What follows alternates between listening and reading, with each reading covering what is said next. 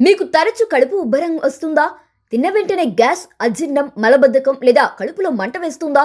చాలా మంది దీనిని చిన్న సమస్యగా తీసుకుంటారు. కానీ నిజానికి ఈ చిన్న లక్షణాలే మీ శరీరం ఇచ్చే పెద్ద హెచ్చరిక కావచ్చు.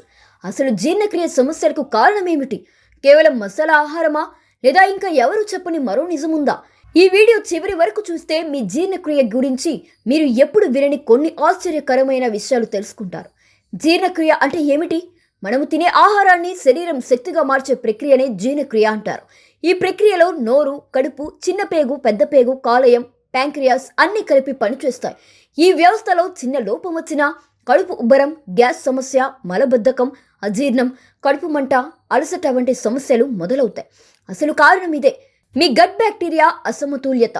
శాస్త్రవేత్తలు చెప్తున్న ప్రకారం మన కడుపులో లక్షల కోట్ల మంచి బ్యాక్టీరియా ఉంటాయి. వీటినే గట్ మైక్రోబయోమ్స్ అంటారు. ఈ మంచి బ్యాక్టీరియా ఆహార జీర్ణం చేస్తాయి, విటమిన్లు తయారు చేస్తాయి, రోగ నిరోధక శక్తిని పెంచుతాయి, మెదడు పనితీరుపై కూడా ప్రభావాన్ని చూపుతాయి. కానీ ఈ బ్యాక్టీరియా సమతుల్యత దెబ్బతింటే జీర్ణక్రియ పూర్తిగా మారిపోతుంది. ఎందుకు గట్ ఆరోగ్యం దెబ్బతింటోంది? ఫాస్ట్ ఫుడ్ ఎక్కువగా తినడం, పిజ్జా, బర్గర్, ఫ్రైడ్ ఫుడ్స్ మంచి బ్యాక్టీరియాను తగ్గిస్తాయి. ఒత్తిడి. మీరు ఎక్కువగా టెన్షన్లో ఉంటే కడుపు కూడా దాని ప్రభావాన్ని అనుభవిస్తుంది. తక్కువ నిద్ర. రోజుకు 6 గంటల కన్నా ఎక్కువ నిద్ర జీర్ణక్రియను నెమ్మదిస్తుంది. నీళ్లు తక్కువ త్రాగడం. దీంతో మలబద్ధకం, గ్యాస్ సమస్యలు పెరుగుతాయి. యాంటీబయోటిక్స్ ఎక్కువగా వాడటం. ఇవి మంచి బ్యాక్టీరియాను కూడా నాశనం చేస్తాయి. ఎవరు చెప్పని మరో నిజం, జీర్ణక్రియ సమస్యలకు కారణం కేవలం ఆహారం మాత్రమే కాదు, మన భావోద్వేగాలు కూడా కడుపుపై ప్రభావాన్ని చూపుతాయి. భయం, ఆందోళన, డిప్రెషన్ ఉన్నప్పుడు కడుపు నొప్పి, గ్యాస్, అజీర్ణం, విరోచనాలు వంటి సమస్యలు పెరుగుతాయి. అందుకే వైద్యులు కడుపును సెకండ్ బ్రెయిన్ అని పిలుస్తున్నారు. జీర్ణక్రియ సరిగా లేకపోతే వచ్చే ప్రమాదాలు: బరువు పెరగడం, విటమిన్ లోపాలు, రోగ నిరోధక శక్తి తగ్గడం, చర్మ సమస్యలు, అలసట, మానసిక సమస్యలు. జీర్ణక్రియను మెరుగుపరచడానికి ఏమి చేయాలి? ఫైబర్ ఎక్కువగా తీసుకోవడం, పండ్లు, కూరగాయలు, ధాన్యాలు, ఎక్కువ నీరు త్రాగండి. రోజుకు కనీసం 2.5 నుంచి 3 లీటర్లు. ప్రోబయోటిక్ ఆహారం తీసుకోండి. పెరుగు, మజ్జిగ. నిద్రను మెరుగుపరచండి.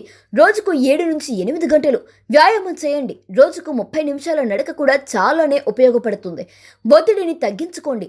ధ్యానం, యోగా, శ్వాస వ్యాయామాలు చేయండి.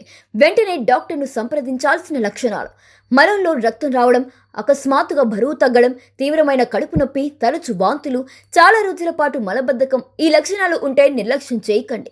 జీర్ణక్రియ సమస్యలు చిన్న విషయం కాదు.